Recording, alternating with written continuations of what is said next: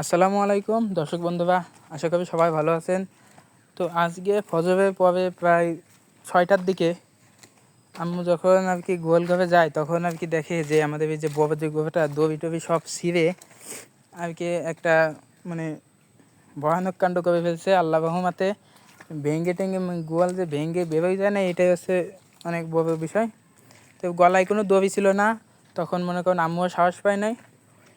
আর আমি আবার কাকা ছিল, এই জন্য কাকাকে ডেকে আমি আর কাকা মিলে প্রথমে ছোটো গভীরটাকে বের করে দিই।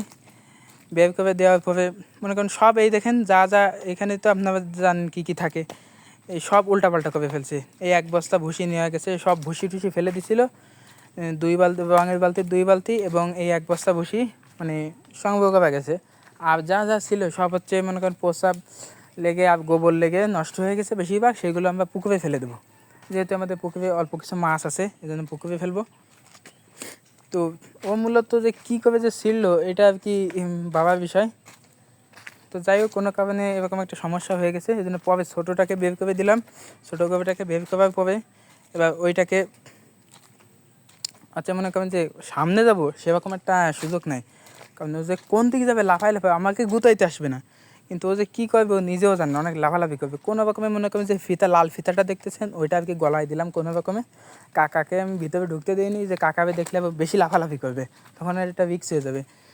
তারপরে কোনো রকম একটু ট্যাকেল একটা দড়ি গলায় ঢুকায় আগে বেঁধে নিলাম, পরে হচ্ছে মনে করেন ঠিকঠাক মতো সব কিছু আগে করলাম। আর নাই সারা থাকলে তো সমস্যা, আপনারা তো জানেনই গোটা একটু বেশি পাগলামি করে, যার কারণে মনে করেন একটু সমস্যা হয়ে যায় আমাদের।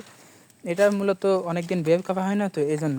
আর আমি কিছুদিন যাবত অসুস্থ ছিলাম, এই জন্য বের করতে পারিনি। তো এই দেখ এখানে যে মুখলি আছে, সে মুখলি টুকলি সব ছিঁড়ে ফেলছে।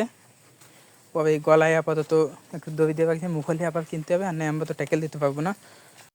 তো এখন আর কি আমরা আমাদের সেই বাগানের বাড়ির ভিতরে যে পুকুরটা আছে ওইখানে চলে আসলাম। দেখেন যে ভুসিগুলো নষ্ট হয়েছে সেইগুলো আর কি এইখানে আর কি ফেলবো, এছাড়া তো আর উপায় নাই। এগুলো তো আর কোথাও ফেলা যাবে না, ফেলে দিলে তো নষ্ট হয়ে যাবে। আচ্ছা, তো এই মাছের এইখানে দিলে যদি কিছু খাই, এটা একেবারে আর কি নষ্ট হয়ে গেছে।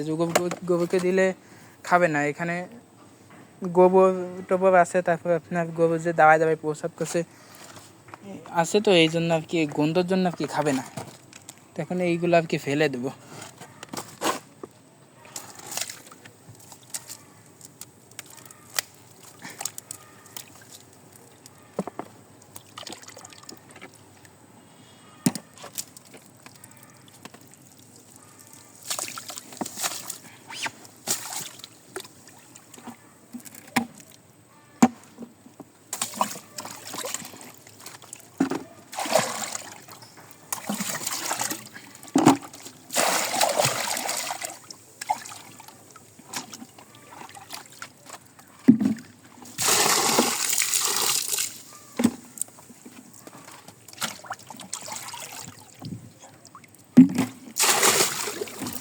দেখেন এখানে কিন্তু একেবারে কম পরিমাণ ভুসি নয়,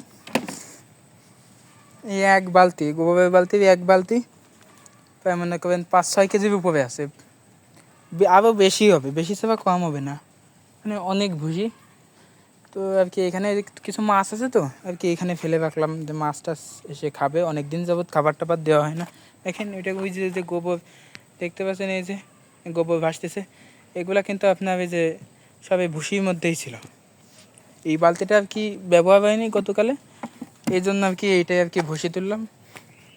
তো এই ছিল আমাদের ভিডিও, আমাদের জন্য দোয়া করবেন। আসসালামু আলাইকুম ওয়া রাহমাতুল্লাহ।